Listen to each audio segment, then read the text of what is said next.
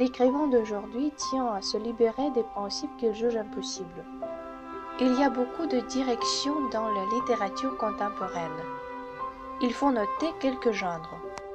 Ce sont le roman autobiographique, le roman historique et philosophique, le roman policier et le best-seller. Chaque genre a son représentant et nous sommes contents de vous présenter les écrivains contemporains tels que Frédéric Beigbeder, un écrivain français, critique littéraire, réalisateur et animateur de télévision. Marc Lévy, un romancier dont les œuvres sont vraiment populaires dans le monde. Anna Guevalda, une femme de lettres française extraordinaire. Et Bernard Werber, un nom dont les œuvres sont traduites dans 32 langues qui fait se rencontrer philosophie, spiritualité, science-fiction, biologie, mythologie et d'autres sciences. Faites connaissance avec ces écrivains avec nous.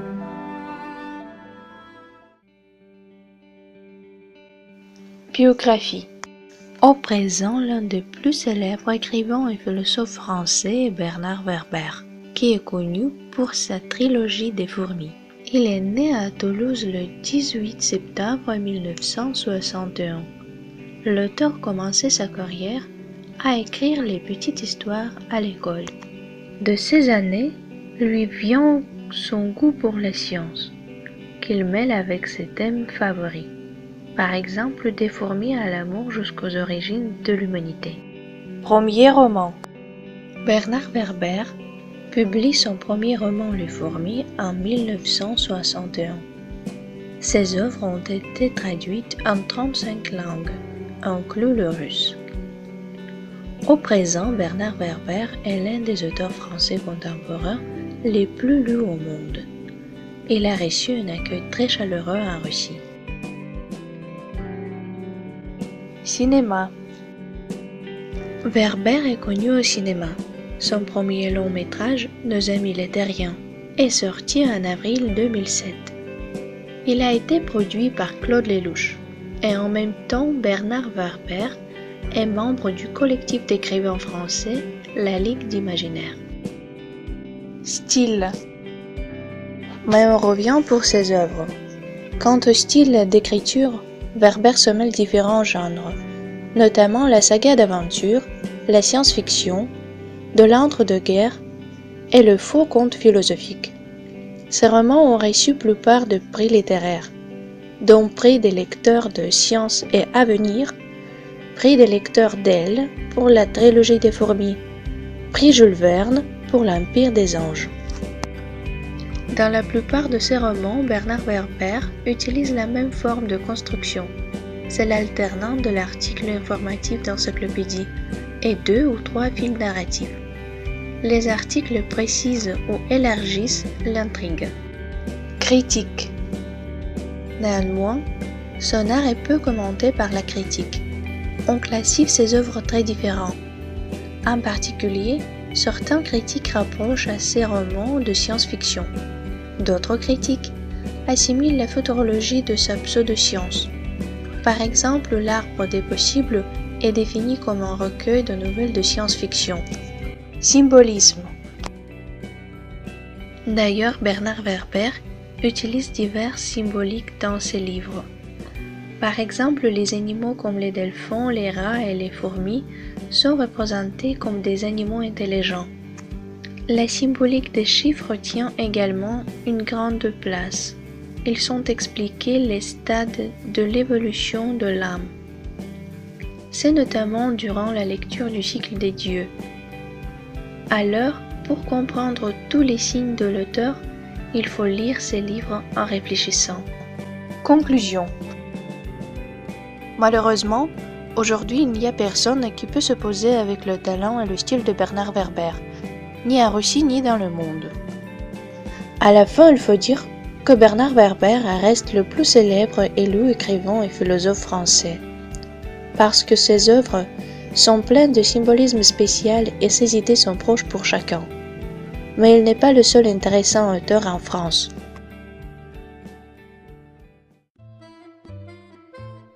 Biographie. Anna Guevalda est une femme de lettres française. Elle est devenue une célèbre dans le monde de la littérature contemporaine. Anna est née le 9 décembre 1970 à Boulogne-Billancourt, la plus peuplée des communes près de Paris. Elle a obtenu une maîtrise des lettres à l'université de Sorbonne après avoir suivi les cours préparatoires en littérature française. La relation que j'entretiens avec l'orthographe, je pourrais en faire un roman. Elle est assez chaotique, j'ai pas l'orthographe innée, ni facile, ni naturelle, et en effet je me sers beaucoup du dictionnaire. Je trouve que c'est une bonne chose que de tourner les pages d'un dictionnaire. Et en ce sens, je vais aller au bout de ma légère névrose. Je pense que si je suis pas très bonne en orthographe, c'est parce que je suis très distraite, donc je suis aussi très distraite dans la vie. Emploi. Anna cumule divers emplois: fleuriste, assistante vétérinaire, professeure de français au collège et journaliste pour le journal Dimanche. Aujourd'hui, elle est documentaliste à mi-temps dans un collège.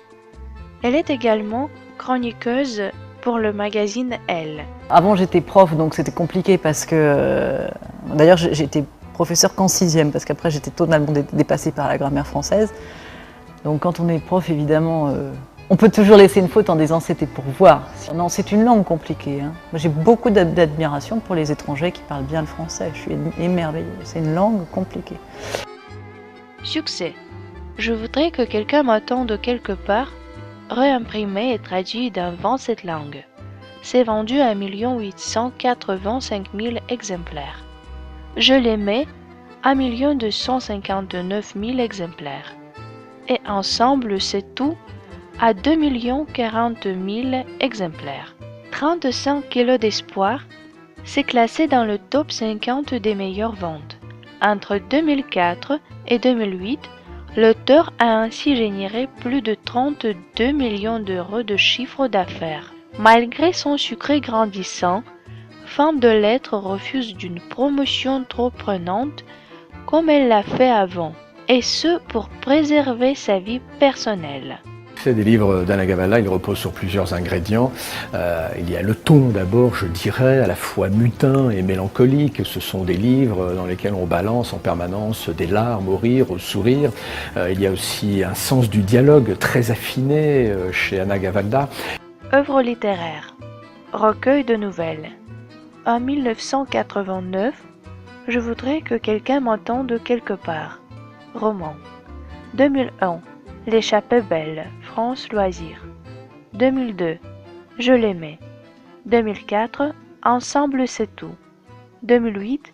La consolante. 2013. Billy. 2014. La vie en mieux. Roman pour la jeunesse. 2002. 35 kilos d'espoir. Traduction. John Williams Stoner. Cinéma. 2007, Ensemble c'est tout de Claude Berry, avec Audrey Tautou, Guillaume Canet et Laurent Stocker.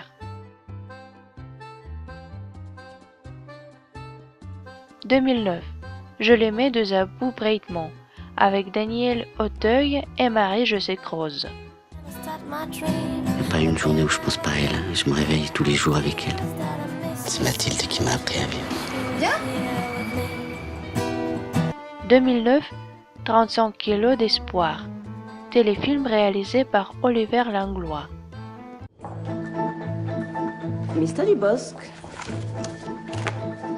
what is your first... Que se passerait un baiser de cinéma dans un tel livre?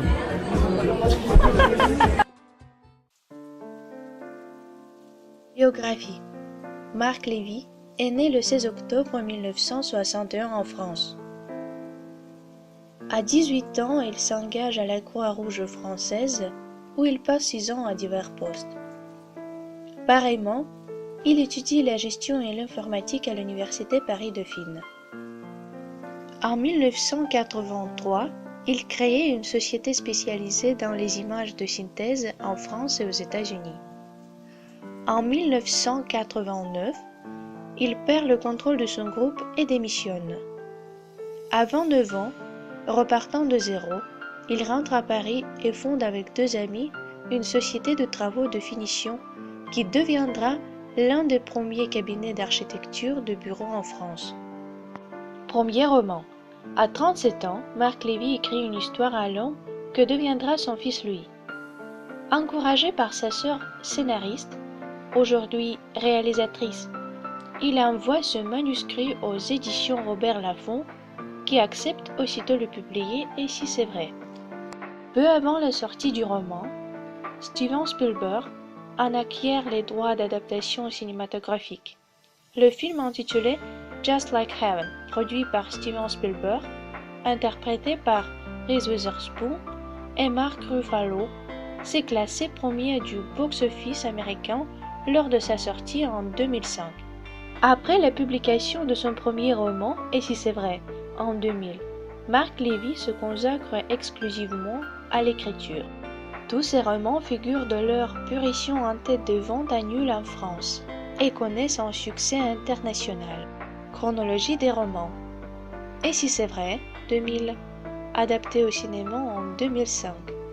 Où es-tu, 2001, adapté pour la télévision en 2007. 7 jours pour une éternité, 2003. La prochaine fois, 2004. Vous revoir, suite de Et si c'est vrai, 2005. Mes amis, mes amours, 2006. Adapté au cinéma en 2008. Les enfants de la liberté, 2007. Adapté en BD en 2013. Toutes ces choses qu'on ne s'est pas dites, 2008. Le premier jour, 2009. La première nuit, suite du premier jour, 2009. Le Valeur d'ombre, 2010. L'étrange voyage de Monsieur Dalpry, 2011. Si c'est à refaire, 2012. Un sentiment plus fort que la peur, 2013. Son nouveau roman, Une autre idée du bonheur, est sorti en France le 24 avril 2014. Film. Mes amis, mes amours. Éditeur, producteur FEW. Réalisateur, Lorraine Lévy. Date de sortie, 2 juillet 2008. Où es-tu, la série. Éditeur Miguel Courtois. Date de sortie, le 6 mai 2008. Et si c'est vrai, le film. Éditeur, producteur Steven Spielberg. Réalisateur Marc Walter. Date de sortie, le 2 novembre 2005. Rencontre avec Marc Lévy. À chaque fois que dans ma vie, j'ai connu une grande désillusion amoureuse et que je me suis dit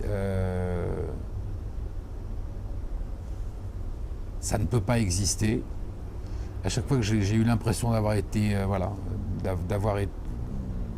été victime, vous voyez, j'ai relu Clair de femme de Romain Gary, et ce livre à chaque fois m'a redonné l'envie de remettre les patins et de rentrer sur la patinoire, vous voyez, de prendre le risque de retomber. Je touche du bois, je ne l'ai pas lu depuis de nombreuses années. Bonne terrine de foie de volaille, un pâté de campagne, un bon saucisson, la charcuterie. Pain et chocolat. Pain et chocolat, parce que c'est pareil, c'est un moment de ma vie. C'est 15 ans au cinéma avec mon père. C'est le premier film que mon père m'emmène vraiment voir, et c'est le film qui réveille en moi une conscience sociale. Et c'est un moment que j'aimerais revivre avec mon père aujourd'hui, quoi. Popularité. Ces 15 romans, traduits en 4 ou 9 langues, ont été publiés à plus de 30 millions d'exemplaires. Marc Lévy est l'auteur français le plus lu dans le monde. Il a écrit quelques nouvelles et a réalisé un court-métrage pour Amnesty International, La lettre de Nabila. Il a également écrit des chansons pour différents artistes, dont Johnny Holiday. Son roman 7 jours pour une éternité a été adapté en bande dessinée par Corbeil-Rand et SP. La première partie est sortie le 18 août 2010. La seconde partie le 23 mars 2011. Son roman Les enfants de la liberté a été adapté en bande dessinée par Alain Grand. La bande dessinée a été publiée le 25 septembre 2013. Frédéric Beigbeder est né le 21 septembre 1965 à Neuilly-sur-Seine. Il est écrivain, critique littéraire, réalisateur et animateur de télévision français. Il est le créateur du prix de Fleur, dont il préside le jury. Éducation. Il effectue sa scolarité au lycée Montaigne et Louis-le-Grand à Paris. Diplôme de Sciences Po Paris, il achève ses études par un DESS en marketing publicité au CELSA. Mariage et union. Il épouse le 17 mai 1991 Diane de McMahon de Magenta, dont il divorça en mars 1996. Il a ensuite, en 1999, une fille, Chloé, de son union avec Delphine Valette. Il épouse le 17 juin 2003 Amélie Labrande, dont il divorça également. Le 12 avril 2014, aux Bahamas, il épouse la mannequin Lara Macheli. Œuvre littéraire. Le style d'écriture de Frédéric Becbéder obéit au code du dentisme maniant l'humour et l'autodérision. Beaucoup de livres, à différentes étapes de ma vie, m'ont transformé comme tout le monde. Mais aujourd'hui, j'ai décidé de dire Women de Charles Bukowski. Voilà. J'avais un peu peur que la littérature ne soit pas pour moi. Et Women de Charles Bukowski, c'est le livre qui m'a donné l'impression que je pouvais être un écrivain.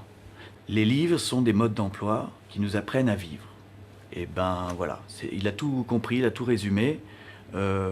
Souvent, j'ai peur pour les gens qui ne lisent pas. Parce que les gens, quand on va chez des gens et qu'on voit qu'il n'y a aucun livre, je me dis, mais ils ne savent pas comment vivre. Parce que personne ne leur explique. Genre littéraire. L'œuvre de Frédéric Becbéder peut être décomposée en 3 grandes familles d'ouvrages. Romans autobiographiques. Ces romans assument totalement leur relation directe avec la vie de l'auteur. Il est particulièrement porté sur les relations familiales de l'auteur. Les romans suivants font partie de ce genre. Mémoire d'un jeune homme dérangé, L'amour dure 3 ans, L'égoïste romantique, un roman français. Roman satirique. Il y a une ironie distinctée particulièrement incarnée par son ouvrage le plus célèbre, 99 francs. Les romans suivants font partie de ce genre. Vacances dans le coma, Nouvelles sous extasie, Au recours pardon. Roman non fictionnel.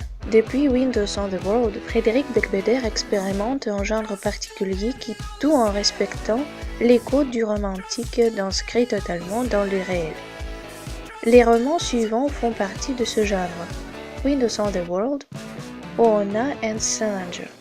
Thème. Critique caricature de la société consommation. Quête métaphysique de l'homme postmoderne. Analyse des sentiments et de la solitude contemporaine. Éditeur. En janvier 2003, Flammarion propose à l'écrivain de passer de l'autre côté du miroir et de devenir l'éditeur. En 3 ans, il publie environ 25 livres pour le compte de Flammarion avant de quitter ses fonctions en 2006. Frédéric Becbéder, qui a fondé le prix de Fleur en 1994, préside son jury depuis lors. Cinéma. 99 francs a été adapté au cinéma par Jean Conan, dans un film sorti le 26 septembre 2007. L'écrivain, qui a participé activement à l'écriture du film et au tournage, y joue également un petit rôle. En 2012, il réalise son premier film L'amour dure 3 ans. Télévision. Entre septembre 2005 et mai 2007, il intervient comme chroniqueur dans Le Grand Journal, présenté par Michel Denisot.